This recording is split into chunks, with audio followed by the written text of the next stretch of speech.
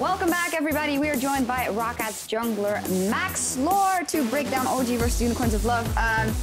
Max Lore, I am still stunned. 2-0 over the Misfits. Third place. Are you dreaming of playoffs? Before today, I thought, you know, like Misfits, like we could win, but not the chances wouldn't be that great. But now, yeah, we're looking towards playoffs. I can't believe it, you know. Yeah, absolutely insane. You guys turned it around completely, but on the other side of the coin, in 8 weeks of EULCS competition, Origen have failed to claim even one series win. We know that's bad, but we wanted to take a look at exactly how bad. If they finish the split without a series win, they will be the first EULCS team in history to quote-unquote achieve that. Yeah, I know we're kicking someone who's already down, but these are the facts. You know, look at this graphic right here. It shows all the teams who've been down in the bottom in the past, and like how many games they've actually won, like the win percentage. Even Rocket is in there. We have from Spring 16, Dragonborns all the way back in Season 3 who couldn't win any games for like multiple weeks, and yet Origen have actually managed to be the worst of all these teams. You can then argue, you know, were they better than some of these teams at certain points, but I don't think so. I think Origen has been one of the weakest LCS teams. They have been, and it is in big contrast to the Unicorns of Love, their opponents today, who are on track for possibly their most successful regular split ever. Yes or no, Max? Yeah, I agree. It's since last split, the jungler is definitely an upgrade and the AD carry. And the jungler plays well with the team, and the team plays well around the jungler, and it's been working out well for them. And you have Visichachi. Which also is a very good thing. Sadly for Chachi and Unicorns, last split, you know, they didn't make the final. They didn't make it to Worlds because they lost to Splice in the best of 5 in that last, you know, round in the regional qualifier. So this might be the split where they're looking at MSI. And then potentially for next split, you know, looking at Worlds, because they have become a top team, a consistent top team in Europe right now, which is not something we could say about Unicorns in the past. No, and if we look at, you know, results-based analysis, of course, you guys just beat Misfits, who was the #2 team in Group A, and the Unicorns of Love, they 2-0'd H2K as well. And that, for me, is a very important indicator to how strong they might be, even though H2K had an off day, in their own words. Well, they're ranked top in their group now. Yes. And I think this rankings represent the team's overall average performance across the split, and they're the best team in that group for sure. And I think for playoffs, it will be, in a best of 5, it will be kind of hard to play them because they, in my opinion, as the game goes long, their team fighting is incredibly good, right? And as the series goes on and on, you get drained physically and mentally, and it turns into more of a fiesta near the end. And I think they can kind of just, if they don't win already by 3-0 or 3-1 or whatever, I think they can just completely take a series. They were born in the fiesta.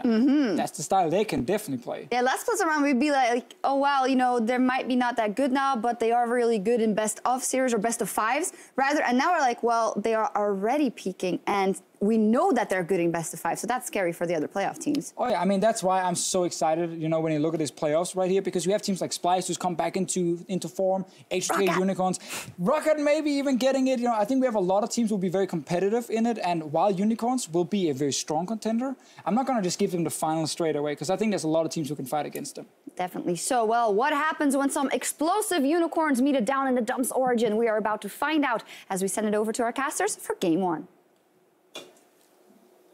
Thank you, Shocks. I'm Daniel Dracos, and joining me is James Stresso Leader. Now, Stress. Rockhat took down Misfits. Whoa. Can OG take down Unicorns of Love? No. Okay. It's looking rough. It's a little less than upset territory, I feel like. That's well, upsets can happen, and upsets have happened this week already. But nevertheless, you have to go onto the Rift expecting that a team has come prepared into this. It is a long shot. Maybe Origen will have something. I think it's very out there. All right, well, let's have a look at who will be taking to the Rift tonight. Starting on the blue side with Origen in the top lane, Sartorius, Jungle Synkrov, mid lane Nahyun, AD carry Tabs, support Xpeke, and Coach Leduc. Facing Origen on the other side of the Rift, it is a bit of a mountain of a unicorn, but it's the Unicorns of Love. In the top lane is Visichachi. In the jungle is Xerxes. In the mid lane is Exile. AD carry, Samux, support Hillisang, Coach Sheepy, and he's back. It's Unicorns. The second support of the team, if we have to give him a title. The guy who screams unicorns, to some Redditors, I mean, He's like a plague. You're irritated. But me, I find this is the spirit of unicorns personified in a single, very loud man. Origen probably don't feel like that. They're like desperately trying to win a game, and there's a guy in the crowd that's just screaming the opposition's name at the top of his lungs.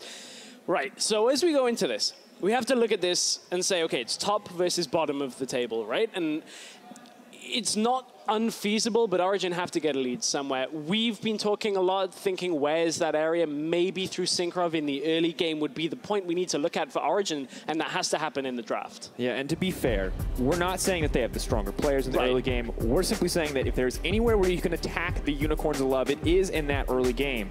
Now moving into this draft phase, Shen taken off the table, Lulu to follow.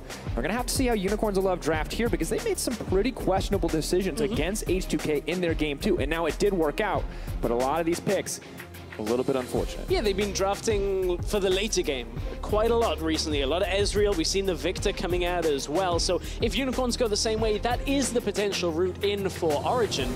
And already Origen taking off some of the potential for Chachi and his champion pool. We saw some great games out of Renekton from him just a couple of weeks ago against H2K. I mean, it makes a lot of sense, right? It was terrifying how well he was able to carry the game. Rumble taken off the board as well. So much top lane attention here. Sartorius, of course, finding most of his success. In fact, all of his success on that Gragas pick. So I'm wondering if Unicorns of Love going to continue the trend here and ban it out. Got to take away that LeBlanc at the same time, although it has been nerfed. We saw Exile bringing out the LeBlanc, picking like Lichbane on LeBlanc as the second item.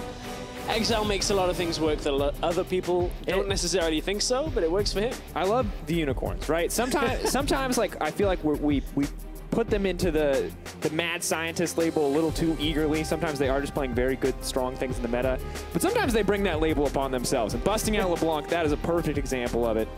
Rengar now locked in from Origen, strong first pick. Not necessarily the crazy early game, but level 6, Syncroft can make some stuff happen. Yeah, absolutely, and I would love to see maybe Origen look to go with Gragas Orianna as an next rotation. It's a fairly straightforward setup for themselves, and as we go further through this draft, we will keep you up to date on what exactly has happened. Unicorns haven't yet locked anything in. Still got about 6 seconds on their first pick, and it is a Caitlyn. With that one, taking their time on the second pick as well. But Caitlyn coming in, this is kind of the Unicorns of Love special, something that Samix has been very successful on. I like seeing it, but it's not always going to be the strongest pick overall. However, Unicorns of Love. Oh, yes. Okay. Okay. We talked about mad scientists. Warwick knows a thing or two about mad scientists. To be fair, I saw Xerxes ahead of the game, and I asked him, hey, is it going to be a bloody series? And he said, you could say that, and then grinned at me, and I think he's pretty much talking about Warwick passive. Certainly smells blood in the water in this series. I think Gragas Orianna makes a lot of sense here.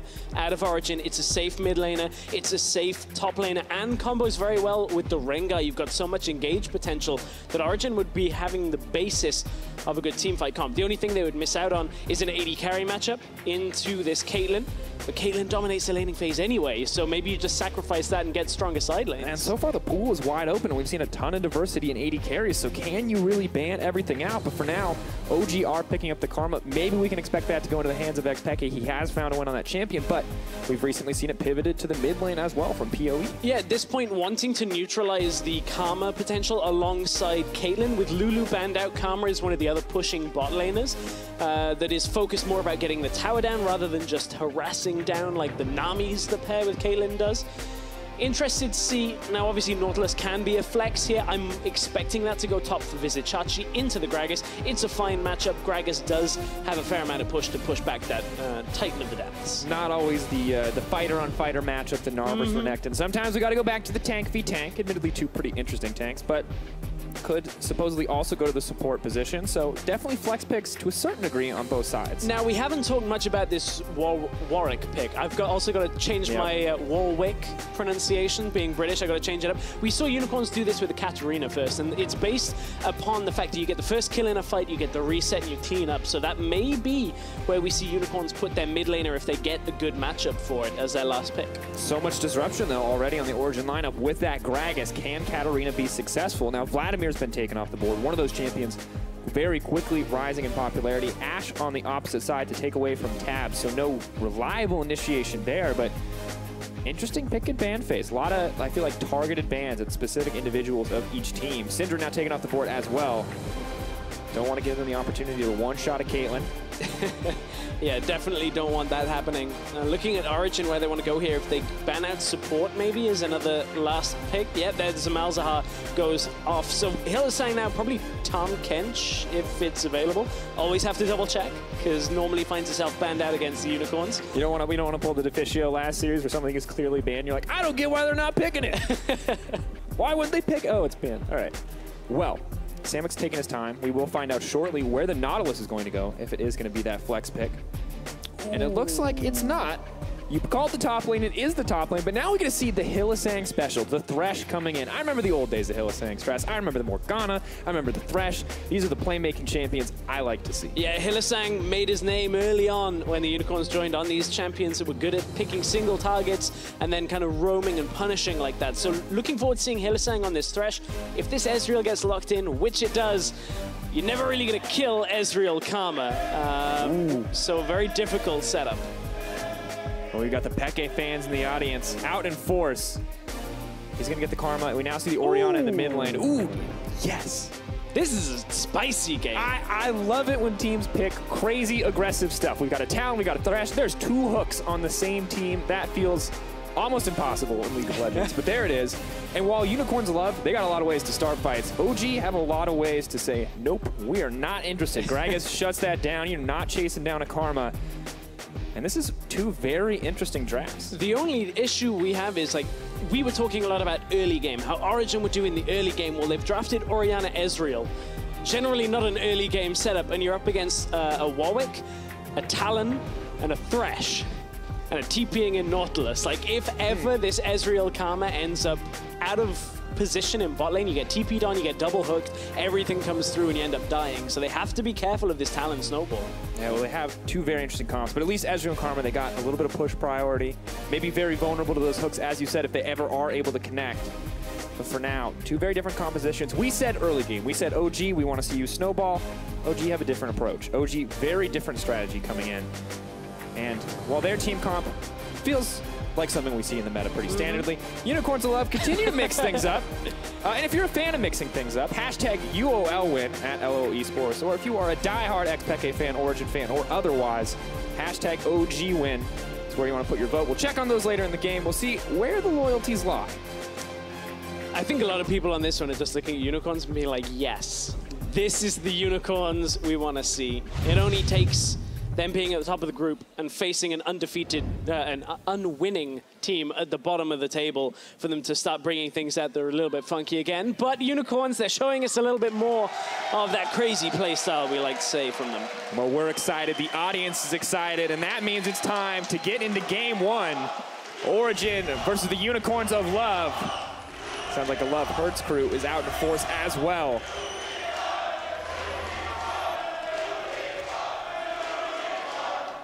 Unicorns chance versus Peke chance. One very fiery Warwick pick. This is very aggressive fan cheers. They are battling. Do we have to I hope that your eagerness and your level of volume reflects the level of aggression in the game. But for now, it is the calm level 1 stress. The calm level 1. Always boring. But it's nevertheless, at this point, you said it's going to be a fiery game. Fiery mid lane summoners as well. I don't really know how much I like Ignite Orianna, but I guess it's kind of necessary against the likes of like Warwick. Nahyun wants to kill somebody. He does. And I think you got to respect that choice. I respect it, but if you want to kill things, maybe Orianna's not the best pick for the laning phase for killing things. You can do it. That's fair. You can do it, but generally not. Watch him kill Exile level 6 yeah, now. well, of like course. 1v1, ignite Caster him. Curse. Yep. Well, now I've reverse cursed it, so. Now, see the early jungle pathing coming out. No one going to start the Raptors. Neither one of these characters with a lot of AoE clear to start that camp. So it will be blue buffs for both sides. And have to see where the early jungle aggression goes, or if it's just going to be that farm fest. Yeah, that's the one thing about Warwick jungle. Great against individuals for sustain.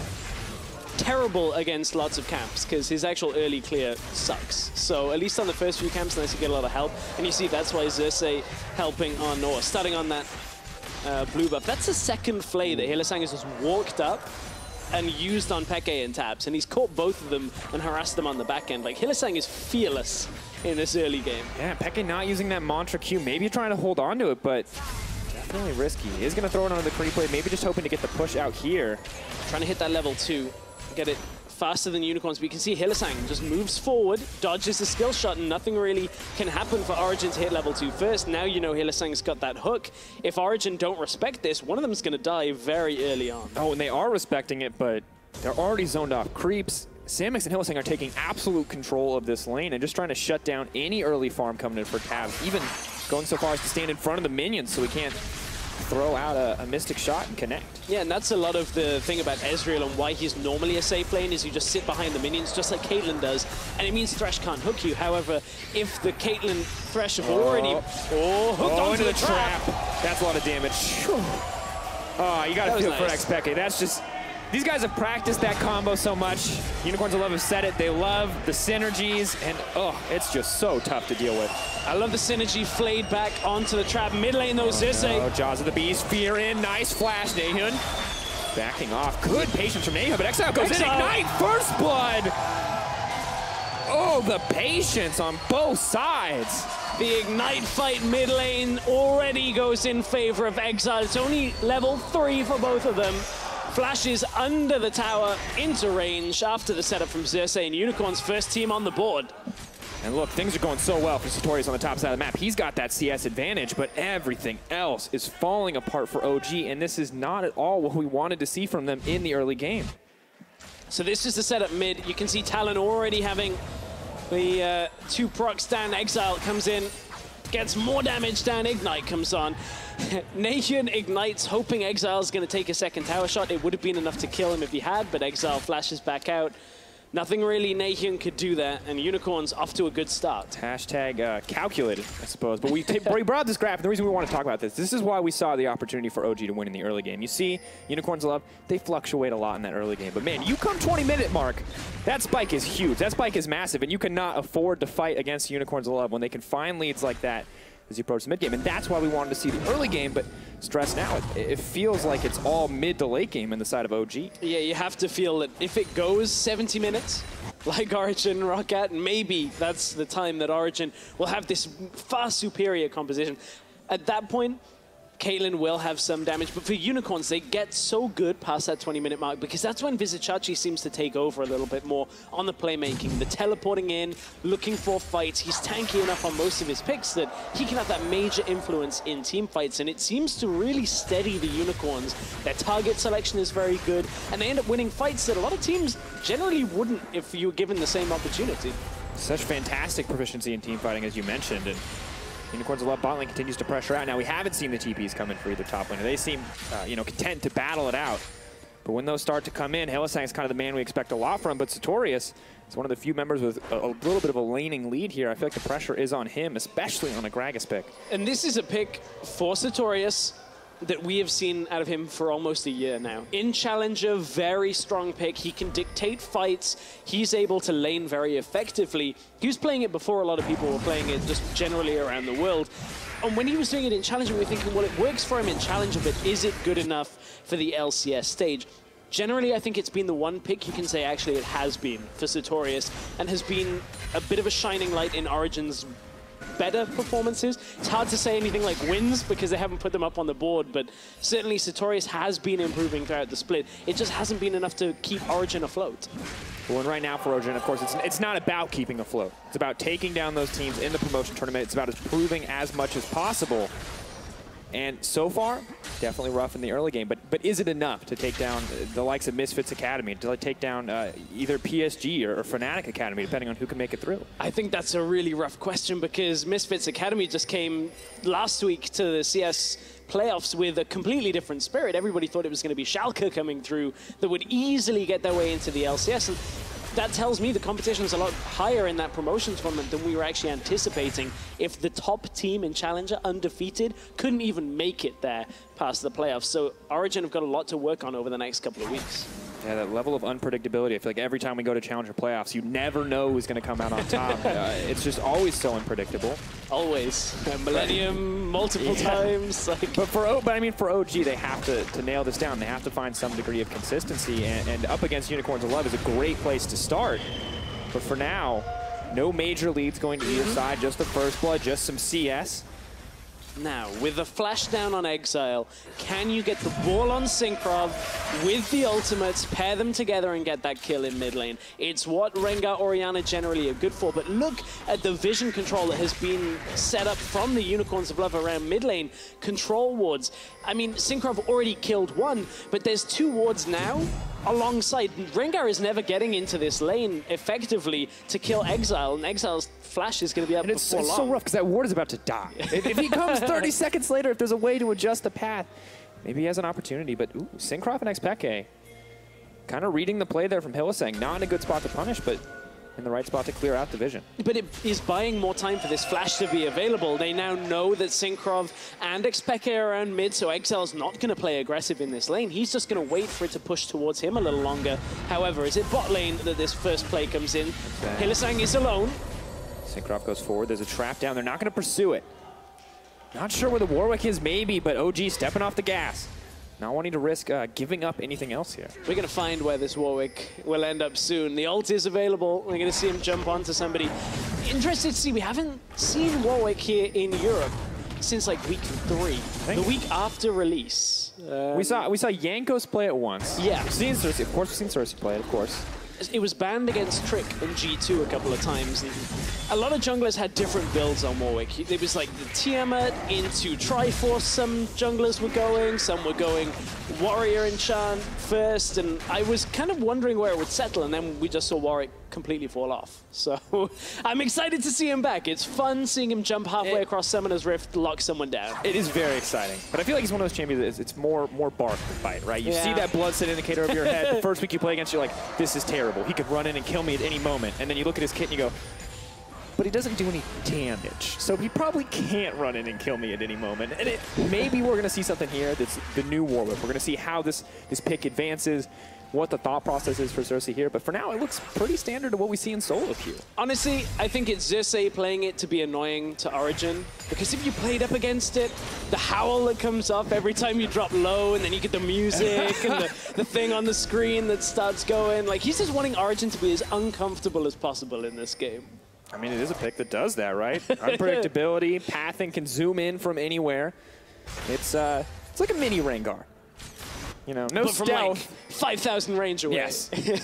Well, does look like he got spotted by the ward. Not quite clear where the vision is on that one. But Unicorns of Love setting up for a player on the bottom side. No, now backing off and turning their attention instead towards the mid lane. Both junglers in position for good counter ganks, but no one taking the opportunity. Ooh, taps though.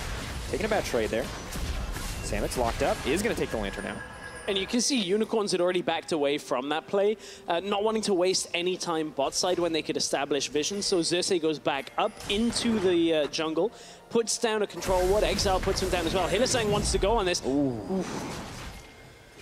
So close there. Exile goes over the wall. Oh no. Still okay. Talon not going to get anything. Yeah. For a Talon Warwick composition, this is actually incredibly composed not to just go, okay, we're going to jump in. Yeah, it's time to flash. It's time to flash away. There's a Talon jumping at me. But no. Scary caped man will not find a kill yet. However, things still pretty much in favor of Unicorns of Love. They got pressure. And 2 of their lanes now as Nautilus pushes out on the top side. Orion and Talon trading blows, and Samic's playing as aggressive as ever, but neither team, despite what we might have thought from the early picks, blowing the game wide open quite yet. Not yet. No major fights yet. We've had one little engage. Now Chachi wants to try his luck against Sartorius. They're 2 tanks, so it's not really going to work out too much. Nathan has gone towards the Seeker's Arm Guard first, looking for that tankiness. Zonya's first Orianna. Got himself that mana to go alongside it with the Lost Chapter.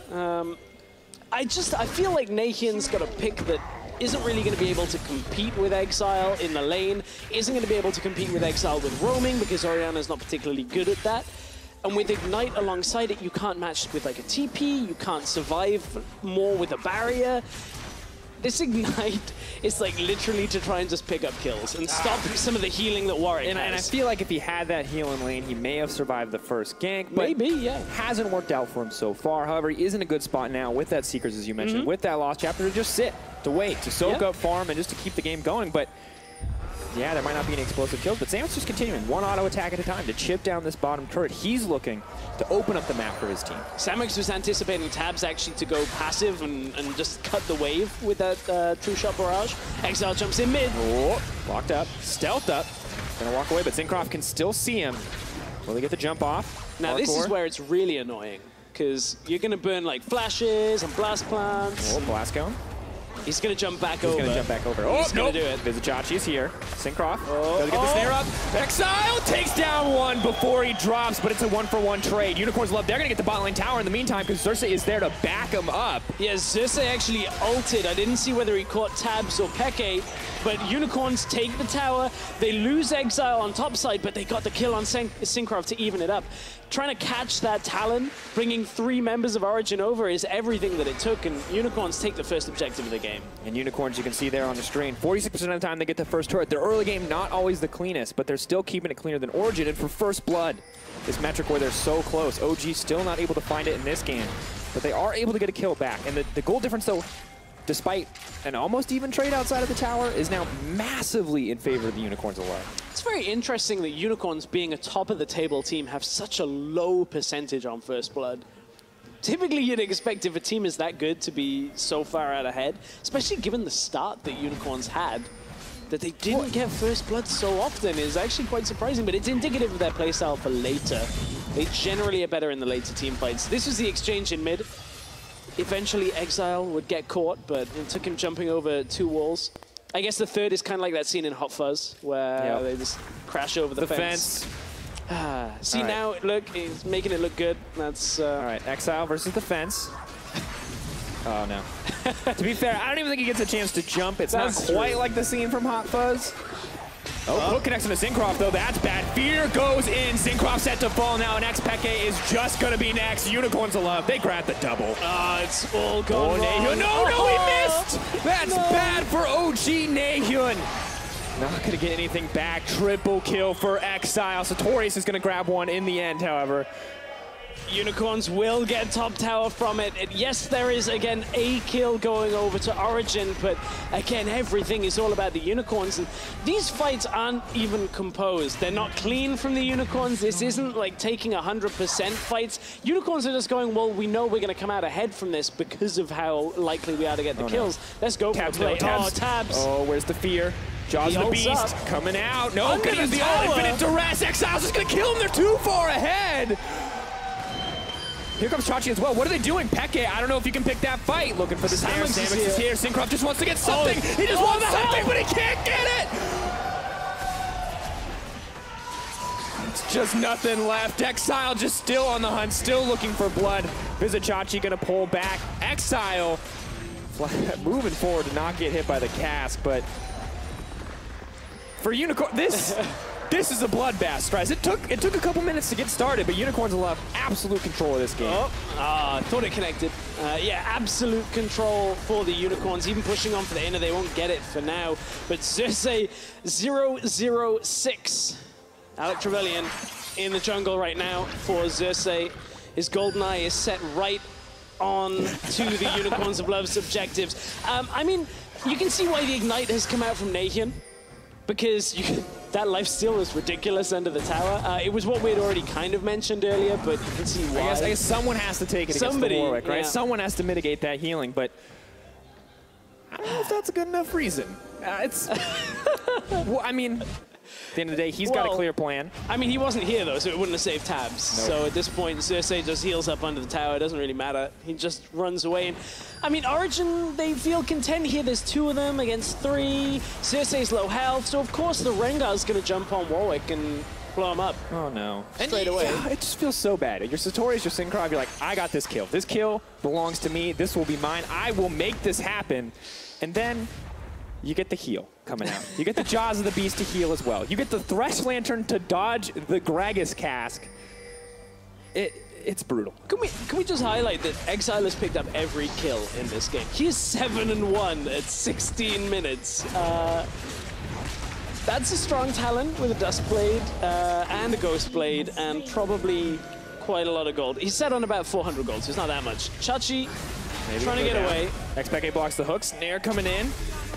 Not strong enough to tower dive Nautilus, however. Not with the depth charge up and available. So while Origen are trying to make a play somewhere on the map, trying to force something, Unicorns of Love so far ahead that they can just move right onto this tower. So we were talking about Origen, maybe early game, you come out, you look effective, you pick some early game jungler and you take a lead. That wasn't what they drafted, and now Origen basically are up against a snowballing champion that is snowballing so astronomically heavily that I don't think anyone from Origen, maybe any 2 players from Origen, can actually stand in front of him. I mean, I think if you put 2 people in front of him, he's going to kill one and then jump over a wall. Right, exactly. It's that nightmare point where there's just no right answer to dealing with the Talon. You send 2 people, someone goes somewhere else on the map, you still probably lose a guy. This is a massive lead. 6,000 gold stress. It feels just about insurmountable already this early in the game. Yeah, exactly. I mean, at 20 minutes, Unicorns are going to switch to the Baron, and Exile is either going to be able to put so much damage down onto the Baron or zone away everybody from Origen. Oh, no. That there's not much of a chance. I mean, now they've caught tabs. He's not no right getting out of answer. this one. He doesn't want to give Exile another kill, but he doesn't have a choice. Exile's dominating 8-1.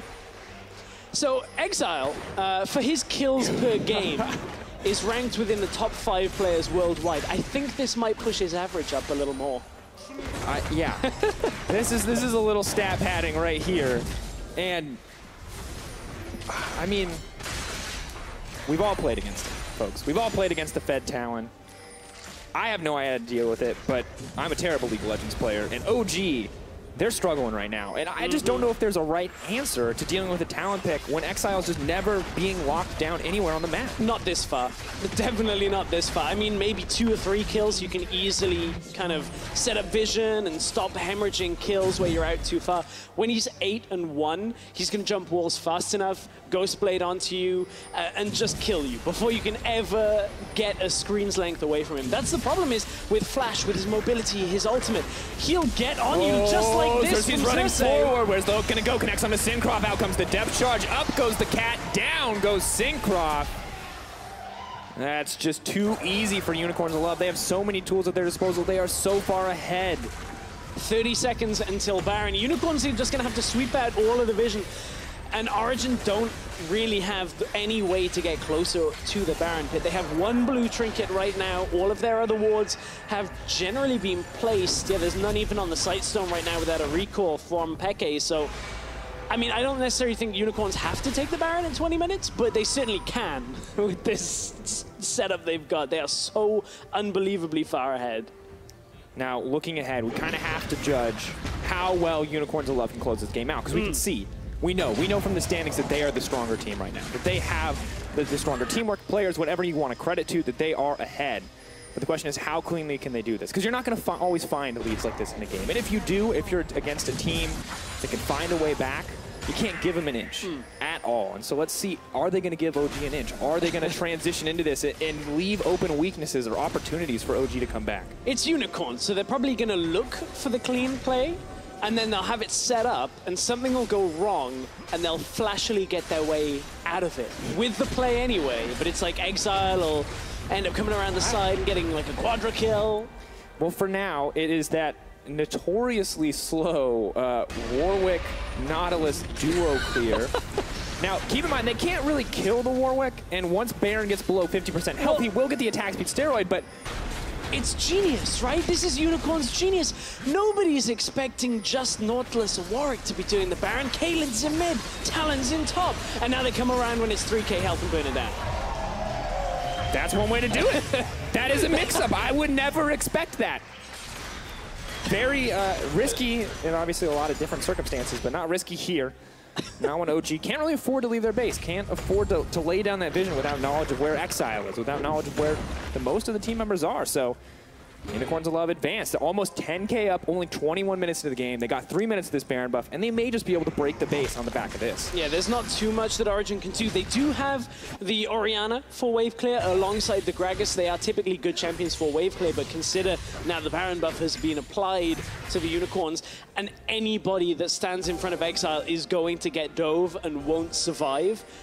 It's kind of a rough spot to be in. Xerxes as well can assist from so far away. It's really tough to even wave clear successfully against his Unicorns lineup. I mean, look, Stress, we see this, we say, OG, we want to see you guys get ready, we want to see you prep for the promotion tournament as they are locked in. We wanted to see from Unicorns of Love, we wanted to see clean closeouts.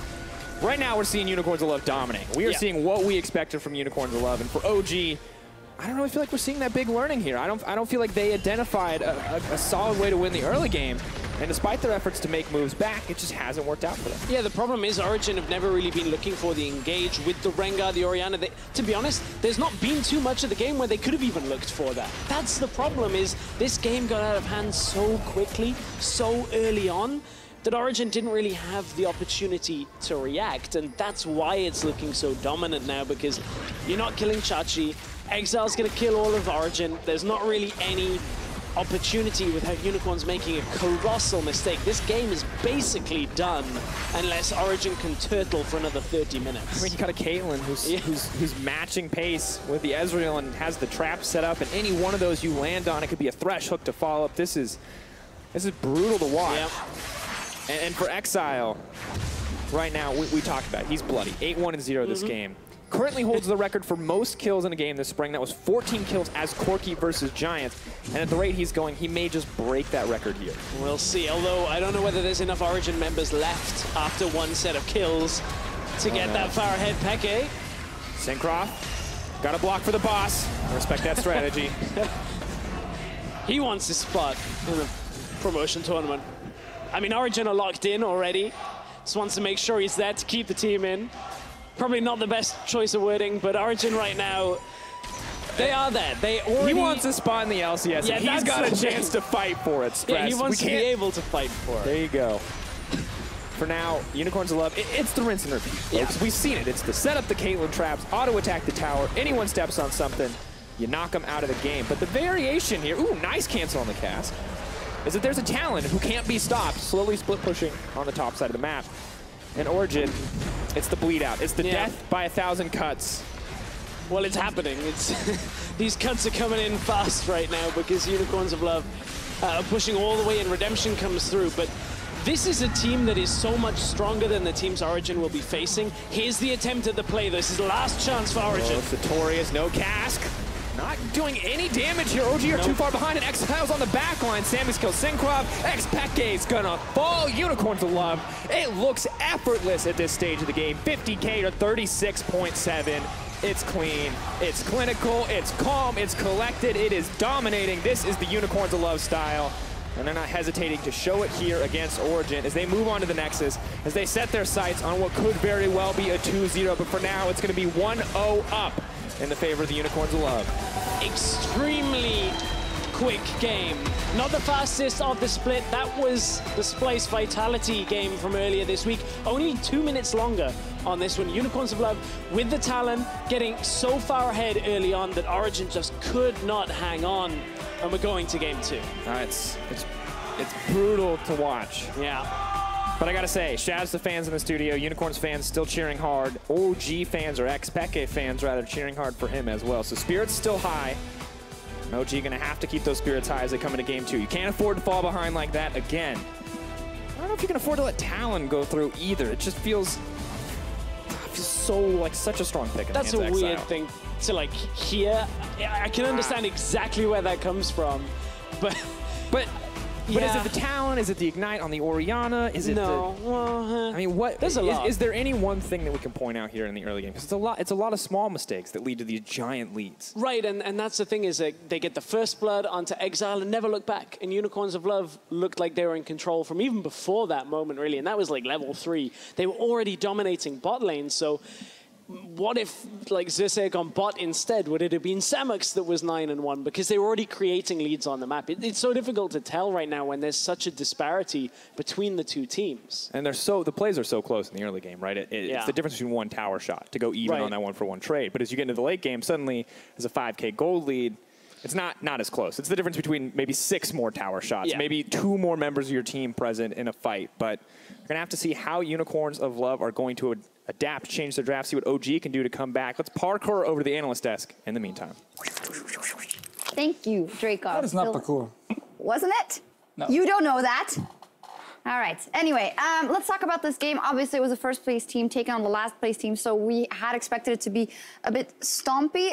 So we want to dial in on some of the specific picks. And you guys were talking a lot about Warwick. We did talk a lot about Warwick. Before we get to that little guy, we were actually looking at the draft. Just like overall, I think the Unicorns draft was super risky. Like, you know, a lot of physical damage. The draft from Origen, better scaling. I felt like it was like an overall solid draft. Problem obviously is it's Origen versus Unicorns, so in that sense you can kind of throw the draft out. And then the Warwick had a pretty good start.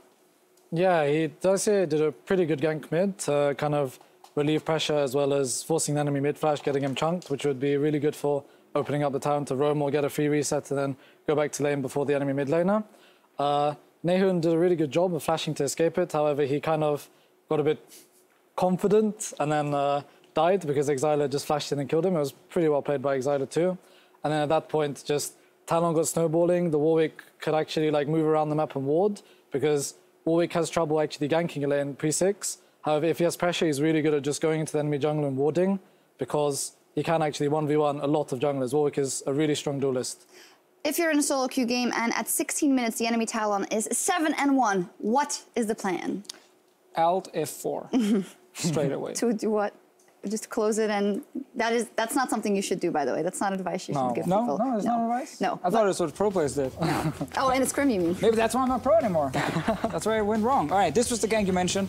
This is obviously going to be a montage of Talon going off. I mean, once the Talon is 7-1 at 16 minutes, the game is obviously done. Yeah, and you got it, yeah.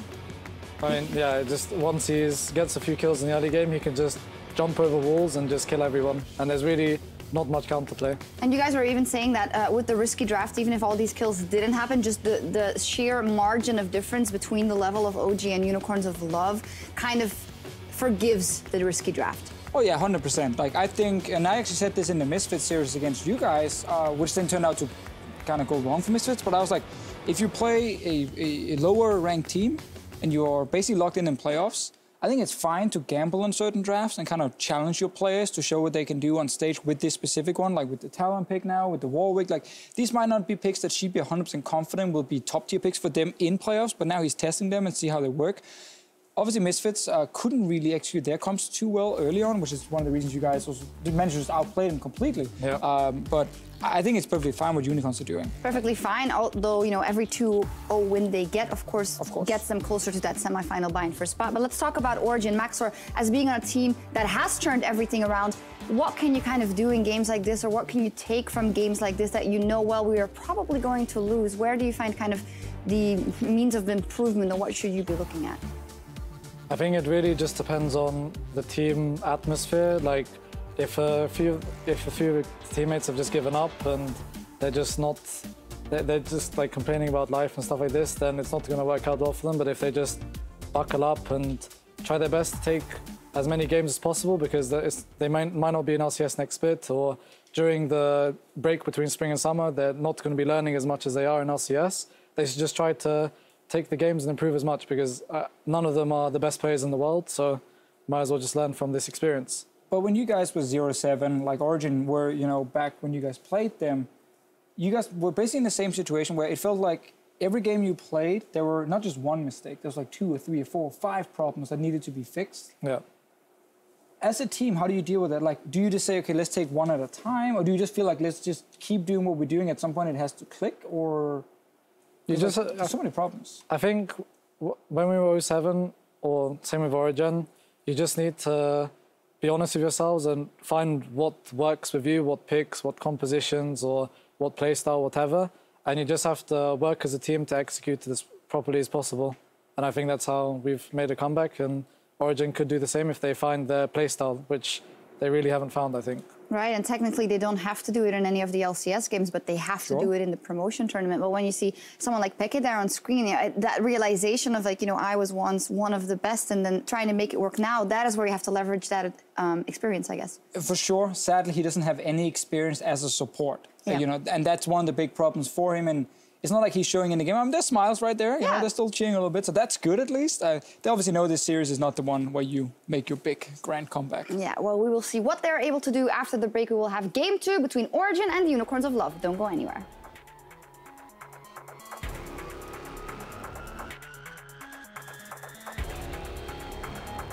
Well, we're excited, the audience is excited, and that means it's time to get into Game 1. I love the synergy played back onto the trap. Mid lane though, Zisse. Oh, Jaws of the Beast, Spear in, nice flash, Nahun. Backing off, good patience from Nahun, but Exile goes in, Ignite, first blood! He's gonna jump back over. He's gonna jump back over. Oh, He's gonna do it. There's Josh, he's here. Syncroft, does get the snare up. Exile takes down one before he drops, but it's a 1-for-1 trick. Oh, connects to the Syncroft though, that's bad. Fear goes in, Syncroft set to fall now, and Peke is just gonna be next. Unicorns of Love, they grab the double. It's all gone wrong. No, he missed! That's bad for OG Nahun. Here's the attempt at the play. This is the last chance for Origen. Victorious, no cask. Not doing any damage here. OG are too far behind, and X-Pile's on the back line. Samus kills Syncroft. X-Peke's gonna fall. They're not hesitating to show it here against Origen as they move on to the Nexus, as they set their sights on what could very well be a 2-0, but for now it's going to be 1-0 up in the favor of the Unicorns of Love.